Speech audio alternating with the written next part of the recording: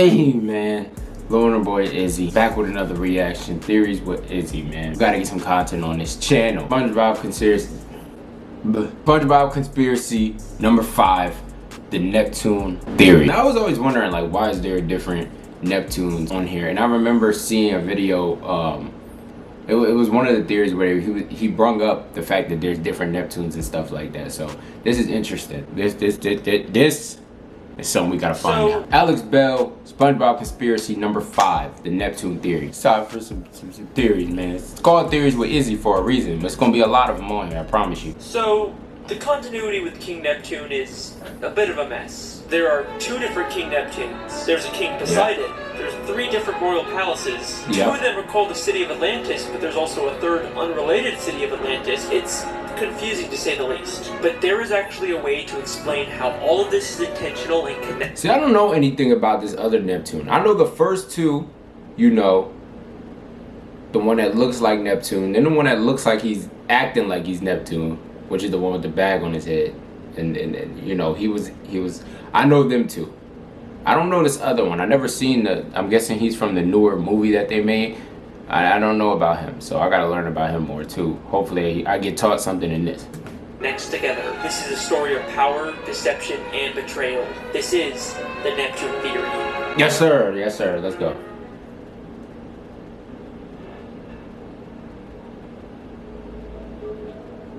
That was probably nothing.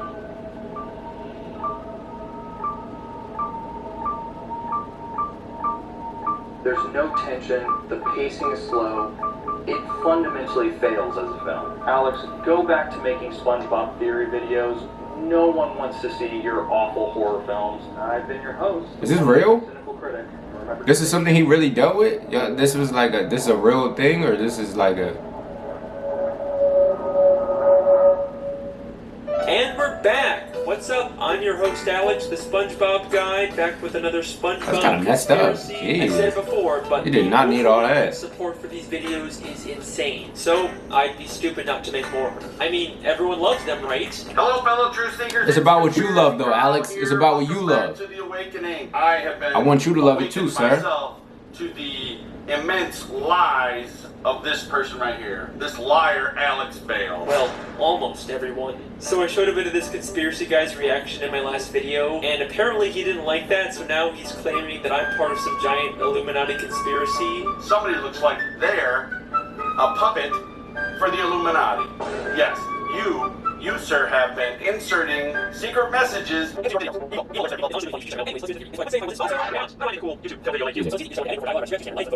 Ruler of the 7 seas and the Roman god. Yes, sir. If you watch my evolution theory, you know there's also a good chance he's the reason why fish in Bikini Bottom are so evolved and able to talk. He lives in the city of Atlantis with his wife Queen Amphitrite and his son Triton. But in the first SpongeBob movie, he's replaced by a completely different King Neptune who has a completely different daughter named Mindy. These guys don't look or sound at all the same, so how can they both exist in this universe? Well, there's already an interesting theory out there about this. It's widely believed that the SpongeBob movie takes place in the future after the events of the show. So widely believed that I got hundreds of comments about it in my Mrs. Puff theory. Yep, I know guys, I heard what you said. The creator of SpongeBob, Steven Hillenburg, said he wanted to end the series with the movie. And it being canonically at the end of the SpongeBob timeline would explain why we never see the Krusty Krab 2, or any of the other characters from the movie in the later SpongeBob episodes. And some people believe that the reason why movie Neptune is so different is because he's actually Neptune's son, Triton, all grown up. And that's a pretty cool theory, but I don't buy it. Other than Triton looking nothing like movie Neptune, I've never actually believed that the SpongeBob movie takes place in the future. Despite that Triton does definitely look like the more handsome Neptune for sure. If it was a proven fact, there's never actually been any official confirmation of it. Steven Hillenburg only said that he wanted to stop making SpongeBob after the movie. He never said anything about where the movie actually takes place in the timeline of the show. And we do actually briefly see Neptune's daughter Mindy show up later in the show in SpongeBob's Big Birthday Blowout. There's no way Mindy was kind of fine. The show took place after the events of the movie. I think what's actually going on here with Neptune is something much more interesting, and it ties directly in with the television theory. If you haven't seen that video, it basically proves that the entire show, SpongeBob SquarePants, is actually a nature documentary being filmed by scuba divers, and many of the elements we see throughout the series are secretly set up by the showrunners to make sure that the show is more entertaining and profitable. And this applies to the SpongeBob movie movie as well. There's promotional art and even a commercial that acknowledges the fact that it's just a movie being filmed. SpongeBob, what kind of jellyfish is that? Hey guys, it's Carlos from the Zone. Can you tell us about your latest adventure? Well, this one adventure we had was a real Lulu. You mean when we went after Neptune's crown? It seemed bigger than our usual adventures. I love this SpongeBob movie. I'm not gonna lie, I've seen that movie so many times. Thanks guys. We'll see you in the movie. Movie? What's that? I don't know. I think the real reason why Neptune looks so different in the movie is because the filmmakers couldn't get the real King Neptune, the literal god of the sea, to show up for a movie. So they hired an actor to pretend to be the king. And there is actually a ton of evidence in the show to support this. King Neptune is supposed to live in the great city of Atlantis, but in the movie he just lives in some random sandcastle, almost like they just built a discount version for the movie. But the real evidence comes from Season 10, Episode 18, Lost and Found, where SpongeBob goes beneath the Krusty Krab to look for something in the Lost and Found. As he searches through this surprisingly massive collection of items, on one of the shelves we see something mind-blowing. Mr. Krabs is a hoarder. By King Neptune in the Spongebob movie. Okay. The entire plot of the movie hinges on the fact that Neptune thinks Mr. Krabs stole his crown. Why would Mr. Krabs have this now? Because this isn't just the Krusty Krabs Lost and Found. It's also where they store the props used by the SpongeBob SquarePants filmmakers to create the SpongeBob movie. If you remember from my television theory, Mr. Krabs is secretly working for the showrunners to spy on all the main characters. And his secret surveillance room was hidden beneath the Krusty Krab, just like this Lost and Found. So it makes...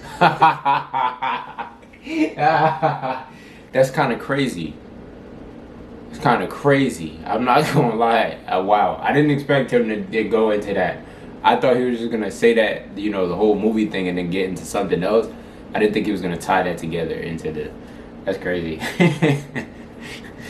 It's kind of wild. For the showrunners to hide their props down here. And if you still don't believe me, we also see SpongeBob's guitar, the Goofy Goober peanut hats, and the magical bag of wind. All items from the movie that would make no sense being down here unless this was the showrunner's prop storage, and the movie King Neptune was just an actor. This is kind of crazy. Down. Now for the real mystery, King Poseidon. Okay, I don't know about him. I don't really know too much about him.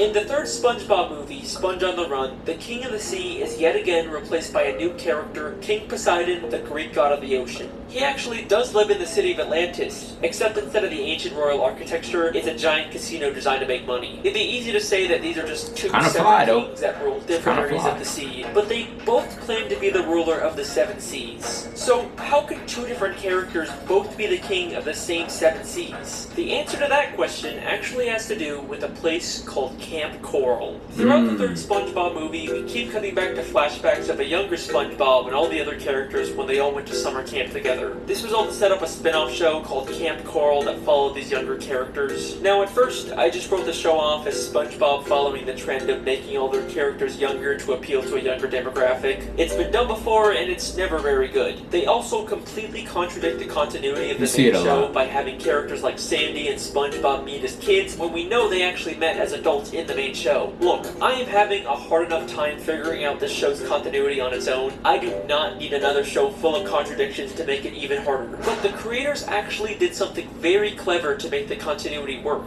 The 7th episode of Camp Coral ends with one of the biggest plot twists I've ever seen from this show. So in this episode, SpongeBob actually discovers the Krabby Patty secret formula way before it was supposed to be created by Mr. Krabs. But at the end of the episode, it gets accidentally destroyed by Sandy, and then we get this mind-blowing scene.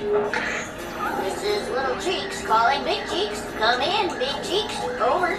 Oh, wow. Cheeks. This is Big Cheeks receiving you from the future. How's things going in the past? Your plan worked perfectly. The formula burned out before Mr. Plankton could nab it. Now it can be safely rediscovered in the future. I knew sending you to Camp Coral was the right thing to do. Over and out. Bye, future me. Ha. Mission accomplished, timeline preserved. Now everything can continue just the way it's always been. So Sandy used time travel to send her past self to Camp Coral so that she could make sure the Krabby Patty formula didn't get discovered. So that's how they met then. They actually figured out a way to make this messed up continuity make sense. Yeah. Don't you dare tell me this show doesn't care about its continuity. Can I also just say that this scene lines up perfectly with my television theory? A major part of that theory is that Sandy is actually a spy working for the showrunners and is secretly making sure everything stays on track. And then what do we see a month after I post my theory? Sandy secretly manipulating everyone to keep the show on track. Just gonna get I'm not gonna lie. on the back there. I'm not gonna lie. I kind of like, I can see that. She's super smart. She's like this character that's a part of the show but not a part of it at the same time. She's kind of like this outlier almost. Like she's not in it as much as, you know, SpongeBob and Patrick and Squidward, but she's there and she's super smart. It's like what hey, she seemed like she's a spy. I'm not gonna lie. Like she has the feel like she knows more than she's letting on. Wow. Sandy. What does any of this have to do with King Poseidon? Well, this proves that Camp Coral and the movie that sets it up are in an alternate timeline. The events that have taken place in the show are not the same events in this movie. The continuity errors like Sandy and SpongeBob meeting, or Poseidon being the king of the sea instead of Neptune, can be explained by this shift in the timeline. So there you go. King Poseidon and King Neptune are from completely separate timelines. That's why we never see any reference to King Poseidon in the show. And that is the Neptune theory. Huh. I mean, that wasn't so hard. I guess I'm done here. Neptune stirred up quite a gale tonight. He must be mad about something. Didn't he say? I see one where they said like Neptune was the planet. Everyone knows Poseidon is ruler of the undersea. Why can't anything ever be easy?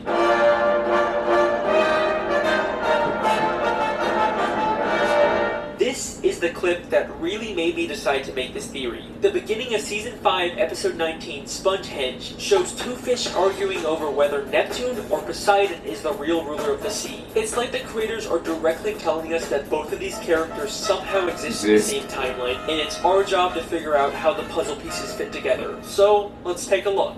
Despite both of these characters having similar appearances and personalities, there is one very important difference between them. Poseidon doesn't have powers. We've seen many times that King Neptune has magical abilities that he can use at any time, even without his trident. But in the entire third SpongeBob movie, we never see Poseidon use any powers or magical abilities, except for lighting up his trident, but all he has to do for that is just flip a switch. And we know from the episode Trident Trouble that you don't even need to be a god to use the trident. And at the end of the third movie, we find out Poseidon is actually in terrible shape. If you remember, so he looks like the first one, pretty much. He looks like the one from the first movie. And we can see that having god powers gives you a perfect body. So why is Poseidon in such terrible shape? Because he doesn't actually have powers. Only Neptune does. Even Neptune's wife, Queen Amphitrite, has to use technology to zap someone, unlike Neptune, who only has to use his finger in the exact same episode. He is clearly the only one with powers, but why?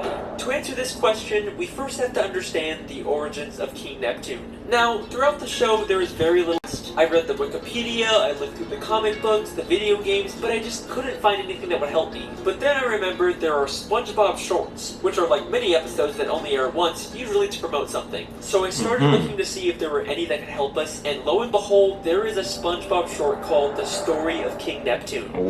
Yeah, I guess that could be helpful. This short is about SpongeBob telling Patrick the origins of King Neptune, but it's not entirely clear whether it's true. The story of King Neptune. When King Neptune was a little Neptune, his mother set him adrift in a river. As he floated along, a radioactive meteor fell to Earth. An alien appeared and anointed the infant with super Neptune fluid. Is that really the origin of King Neptune? Sure. So King Neptune was abandoned as a baby and then given his powers by aliens. But SpongeBob is holding an upside-down comic book, so it feels a lot like something he just made up. And SpongeBob is not the most reliable narrator. I'm about to say, can something in the story read? that we can definitively prove, I don't think we can use it for a theory. Like, do you really expect me to believe that Neptune got his powers from aliens? I mean, we've never even seen aliens in the show before. Except, we have. And they just so happen to also live in a city called Atlantis. Ah! Season 5, Episode 12, Atlantis Square Pantis, we see another completely different Atlantis, the lost city of Atlantis, a city that's home to a race of aliens. The Atlantean aliens traveled billions of light years to come to this planet and build their city. For reasons unknown, this great city disappeared one day, but no ruins were ever found. All the inventions you take for granted were given to us by the Atlanteans. They were a peaceful race of aliens who shared their technology, but then mysteriously disappeared for some reason. And take a guess what we find when we look inside of that city. A massive sculpture of King Neptune. Yeah. That story about aliens giving Neptune his powers doesn't sound so far-fetched now, does it? And that's not all we find. Neptune's Ascension, the only surviving painting from the great lost city of Atlantis. A painting created by the Atlanteans called Neptune's Ascension, aka Neptune ascending to his god status by being given powers by the Atlantean aliens. The story is definitely referencing this. There are too many connections for this to be a coincidence. So even though it's being told by Spongebob, and details like the aliens' appearance are wrong, the story itself is probably based on truth. And there's also a lot of evidence to support the idea that Neptune was abandoned as a baby. In Clash of Triton, Neptune is watching a soap opera in his bedroom and gets upset when his wife turns it off. Oh, Neptune, surely this isn't the behavior befitting a king. Doing nothing but watching daytime television. Wait! Rochelle was just about to meet her biological parents. In the soap opera, Rochelle was just about to meet her biological parents. Maybe the real reason why Neptune's so invested in the soap opera is because he's never met his biological parents either. There's tissues on the table next to him as if he's been crying. And the idea that Neptune was abandoned as a baby works perfectly with the mythology in the show. Neptune is the Roman god of the sea, but he is the only reference to Roman mythology in the show. Everything else we see is from Greek mythology. In the episode Trident Trouble, we see a Greek chorus. Behold, we are the Greek chorus. We narrate this happy tale. Neptune once mentioned Zeus, the Greek god of thunder. So I say, look, Zeus, either you come up with more money, or Neptune walks. He also mentions Apollo, the Greek god of the sun. Now behold, my beloved home of Atlantis, a prize worthy of Apollo. Even in the city of Atlantis where Neptune lives, there's a building named the Poseidon, clearly named after Poseidon. So Neptune is clearly the outsider here, which is why he was abandoned as a baby. But if the city is actually ruled by Greek mythology, then Poseidon should be the true heir to the throne. Why is Neptune the king in the show? Because after Neptune was given his god powers by aliens, he returned to Atlantis and stole the throne from Poseidon. Oh, he kicked him out. There's so much confusion over who the real king is. Neptune stirred up quite a gale tonight. Everyone knows Poseidon is ruler of the undersea. Legally, Poseidon should be the king, but Neptune took it by force. And that's not only that's so Poseidon. Neptune's I'm not gonna lie, that's so interesting that they said that. Like that's so that it clearly shows that there's more to this. Like this theory is something there, like for sure. If this video doesn't convince you, well, it just shows like why would they say that? Oh, everyone knows Poseidon is the ruler. Like this, they're actually acknowledging that there's two different. Like that's crazy. That it clearly shows that they meant to throw people off with that and make people think like, why is there Poseidon versus Neptune? Like, what is? Oh man, yeah. I man, this is kind of crazy. I'm not gonna lie. Queen Amphitrite is the goddess of the sea, the Greek goddess of the sea, aka the wife of Poseidon. God damn, Neptune stole his wife and his throne. No, he didn't. Cold. And eventually, no, he did not. Did recognize Neptune as the rightful king. The pink fish who seemed adamant about Poseidon being the king completely changes her mind one season later in Clash of Triton. Oh, wait a minute, King Neptune is coming here? Oh, I'm a huge fan of the royal family. I just love everything they do. And that so who is that though? Story of King Neptune. The reason why Poseidon is king in the third movie is probably because in that timeline, Neptune was never given his god powers, so he never stole the throne from Poseidon. Although, seeing as how Poseidon turned Atlantis into a big casino cash grab city, maybe it's a good thing Neptune took over. We gotta pay it. Hold on, because I'm still thinking. We gotta pay attention to that fish right there, the pink one. Because why did she say that? I feel like she knows something about. Like she knows she's in on something, man. I'm telling y'all, she's in on something. She knows about something. There needs to be a theory on her. because she knows something. Like, why is she acting like that? She tried to convince him that Poseidon is the ruler, and then as soon as she found out Neptune was coming, she's like, oh no. Maybe she knows that he's about to figure her out, or she's like she's a spy too, but for Neptune or something. I don't know, bro. I do not trust her. Y'all, I don't trust her. She's nah. You gotta keep your eyes out on her, Alex. Please. City. I need a theory on her. That is the Neptune theory. That was a tough one, but we are finally done. See you next time, guys. Wait. Why is Poseidon City called the Lost City of Atlantic City? The Lost City of Atlantic City. I mean, the Atlantic City Park makes sense. That's a reference to the real-life Atlantic City. In Jersey. Why is it called the Lost City? There is nothing lost about the city. It seems like everyone's easily able to find it. The only other reference to a lost city of Atlantis is the one with the aliens that gave Neptune his powers. Nope, I don't care. I'm done with this theory. I don't need to answer every question. I am 100% done. Let's go.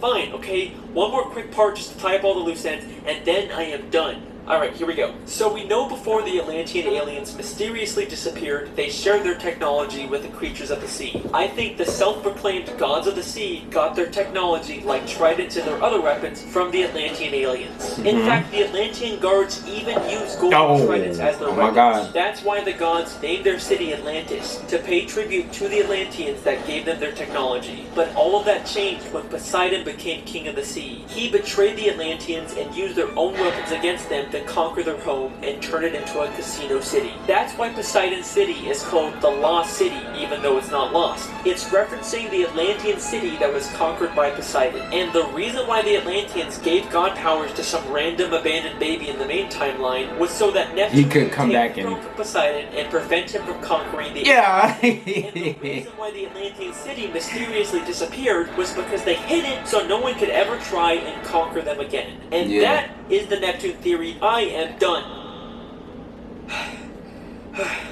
Okay, that's another one done. Thank you so much for watching. That's fire. I've been your host, Alex. We've got more on the way. I'll see you next time. Hey, listen, that theory was awesome. You know, I don't know how you keep coming up with these, but I mean, they're great.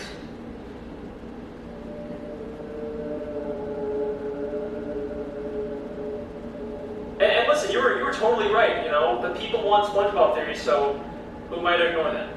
So, thank you.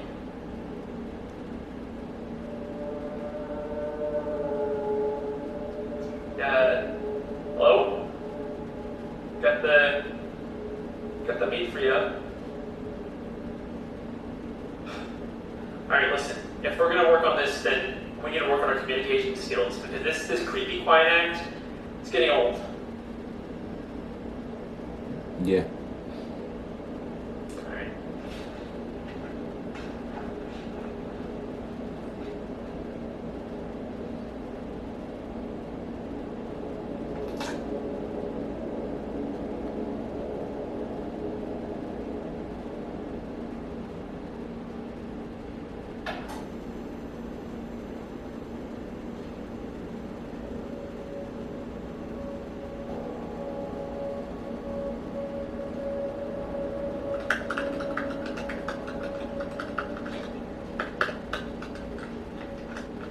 Oh God.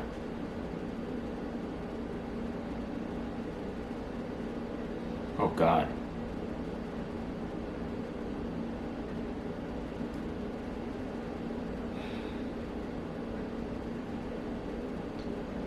I like how he implemented his horror film, you know, stuff into the conspiracy theories.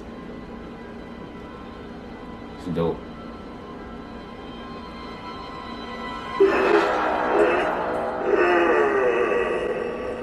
Why do you want my ceiling? My boy, you have done well. But if we are to continue our work, I will require something more.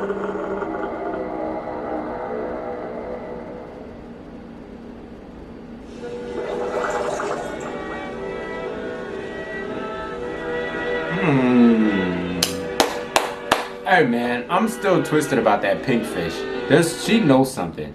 That pink fish knows something that we don't know. This was like multiple theories in one though. This was like the Neptune theory, but this also had to do with like the whole Sandy being a spy and the TV show theory. Like that could have been a theory on its own.